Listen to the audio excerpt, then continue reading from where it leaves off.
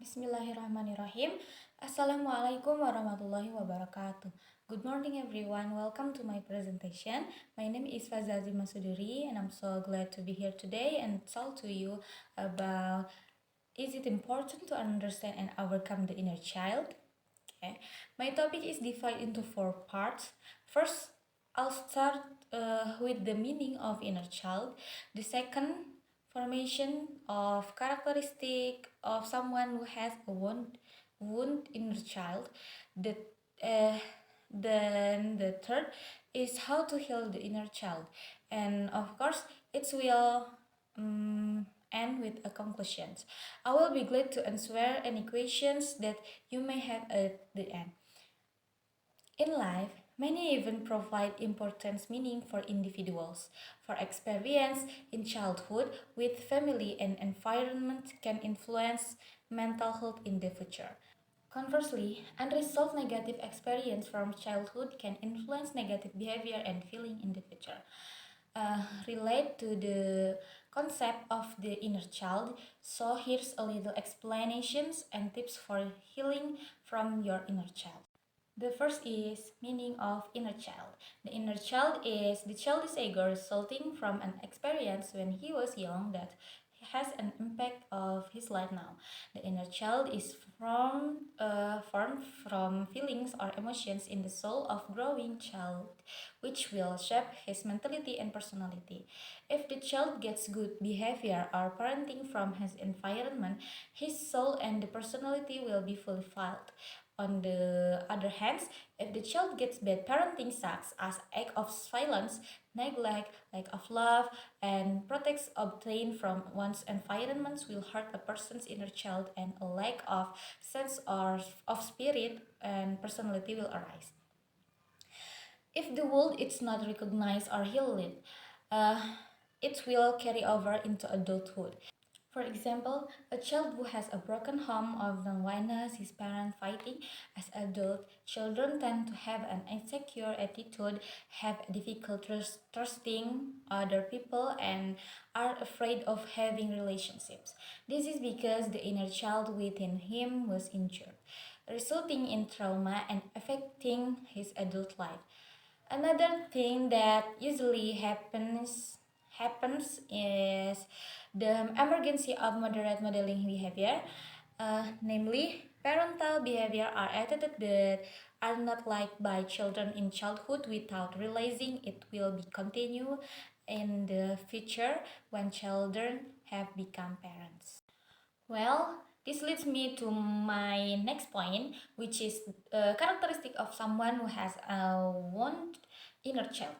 The characteristic of someone whose inner child is injured will show problems with trust, intimacy, addictive and compulsive behavior, and codependent relationships. Uh, this is what causes many of them to end up having low attachment or bonding with their parents. Childhood trauma leads a person to implement behavior as an adult who often feels insecure, anti-criticism, irritable, afraid of being hurt by others, worry, often blames himself even though he is not at fault, has difficult trusting other people, and anxious. This behavior is a form of self-defense against dangers directed by the environment as a manifesting of parenting patterns during childhood. Right, let's move on to the next point. This is how to heal the inner child. There are several ways you can heal your inner child. The first, write. By writing, we can express the pain and bad memories on the past. This will help for express all negative emotions which has been hidden for a long time. Even though in this process we will remember and feel the wounds we experience against, but after writing them down, ourselves will be more relieved and we will try to accept and make peace with the wounds. The second, open yourself up. Guys, the healing process will take time and is quite a long process. Therefore, it is important for us to always open ourselves to new things that we will realize from the past. The third is have a private Ho'oponopono sessions. Guys, Ho'oponopono therapy is process of forgiveness originating from Hawaii. This therapy helps rebuild relationships with other people, be it our inner child. In this process, this therapy is carried out by taking time to be alone and doing self-talk activity. Say I'm sorry, tell yourself because you have harbored negative emotions and not tried to heal them. Please forgive me. Say a deep apologize to our inner child because we don't care and if even try to forget it. This can help increase self-love.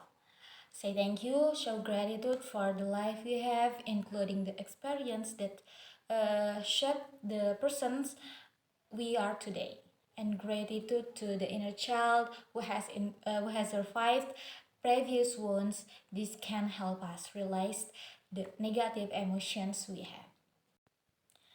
Does anyone have any questions? I will be happy to answer your questions, maybe in the in the commenter columns. Well, this leads me to my conclusions. So, to summarize the main point of my talk, the inner child is a fundamental part in forming a person's personality from childhood. The experience and knowledge gaining during childhood shapes a mature personality.